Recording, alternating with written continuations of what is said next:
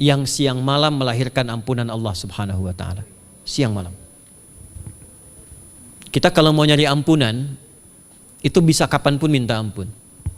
Tapi ada waktu-waktu yang sangat strategis dan tempat-tempat yang sangat efektif mempercepat mengabulkan doa. Contoh waktu misal sepertiga malam. Itu cepat terkabul doa, hadisnya qudsi.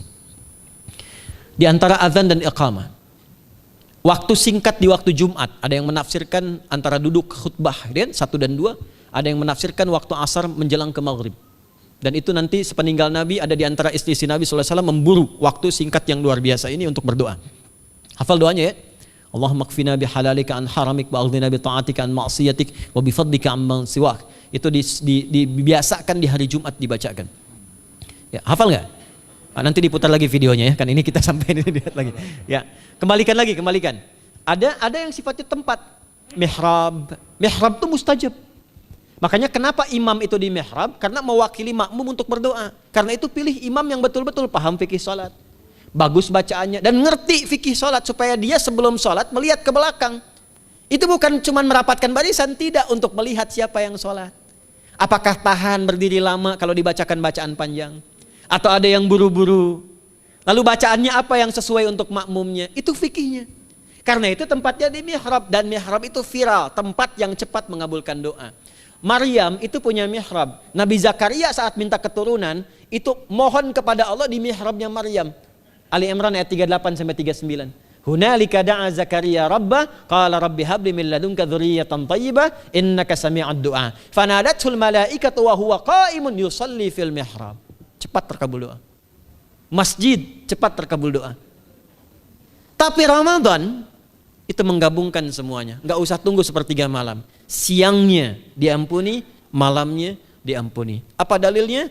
Untuk malam lekat dengan ibadah qiyam namanya. Man qama ramadhana imanan wa ihtisaban ghufira lahu ma taqaddama min. Siapa yang mampu menghidupkan Ramadan di malam harinya. Dan jangan salah Bapak Ibu sekalian, awas jangan salah ya. Ramadan itu satu paket ibadahnya. Bukan cuma puasa. Ramadan satu paket, ada paket siang, ada paket malam, dan nggak ada paket hemat. Full, ada siang, ada malam, dan itu semua sama, cuman beda satu huruf. Hadisnya sama, ibadahnya juga diksinya sama, cuman beda sehuruf. Malamnya qiyam, siangnya siam. Awas ya, malamnya apa? Qiyam, siangnya apa? Siam. Cuman beda satu huruf, dan itu satu paket. Jadi kalau Anda tertinggal, jangan Anda lah, jangan kita. Kalau ada orang yang tidak mengerjakan semalam, misalnya qiyamnya, cuman siamnya, sah puasanya, benar sesuai rukun, sah. Cuman tidak sempurna keutamaan Ramadannya. Karena itu Allah mengatakan kalau sedang puasa, sempurnakan dengan ibadah malamnya. Itu ada di Al-Baqarah ayat 187. Tsumma atimmus syiyama ilal lail. Muqaddimatul lail, maghribnya untuk puasa, lail atasnya untuk qiyam. Orang yang mampu menghidupkan ibadah malam, jangan salah ya, nanti kita mulai puasa, insya Allah yang pertama dimulai ibadah malam, qiyam, bukan siam. Jadi jangan terlampau soleh, puasanya nanti nunggu fajar. Malam itu qiyam. Nah qiyam ini ada potensi ampunan dosa Pak Bu. Jadi kalau kita manfaatkan ibadah ini dengan benar, misal ya, kita kan nggak tahu ajal nih. Tiba kemudian kita manfaatkan qiyam bangun, ditunaikan dengan benar, itu Masya Allah. Meninggal misal dalam sujud, itu jaminannya, ghufira lahu ma taqaddama min dzambi. Siapa yang benar ibadah qiyamnya, sampai detik itu, ditunaikan karena imannya, ikhlas karena Allah, saat bersamaan dia introspeksi diri, begitu dia tunaikan, misal dia meninggal, misal saja, semua dosa-dosa yang pernah dia tunaikan diampuni pada saat itu. Ma itu tanpa batas. Ma taqaddama min dzambi, ma semua yang pernah dia kerjakan dalam hidupnya. Karena itu viral. Sayyidah Aisyah itu pernah minta petunjuk pada Nabi di hadis Muslim. Bertanya pada Rasulullah, ya Rasulullah, kalau malamnya saya pengen ibadah dan qadar Allah bertepatan dengan malam Al-Qadar, apa yang saya minta? Itu sampai diajarkan oleh Nabi doanya, dan doanya sahih. Di At-Tirmidzi dikuatkan lagi dengan lebih lengkap redaksinya. Kata Nabi, kalau engkau bersamaan dengan itu malam hari bangun, bersamaan, faquli, katakanlah, Allahumma innaka afuwun karim tuhibbul afwa fa'fu anni. Nanti di hadis yang Muslim, Allahumma innaka afuwun, di At-Tirmidzi ada kata karimnya. Innaka afuwun karim, tuhibbul afwa fa'fu anni. Itu malam, Bu. Biasanya nunggu sepertiga malam, waktu sahar.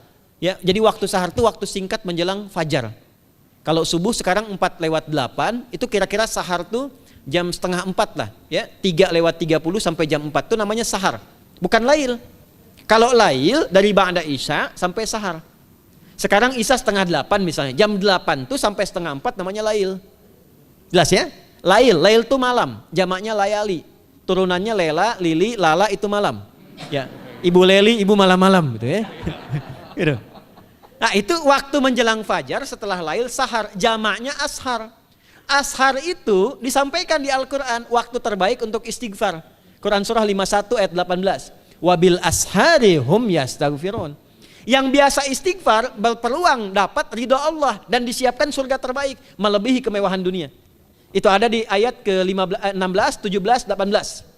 Ya, dari ayat 15-nya, 16-nya, 17-nya adalah untuk yang saharnya, 16-nya itu kalimatnya.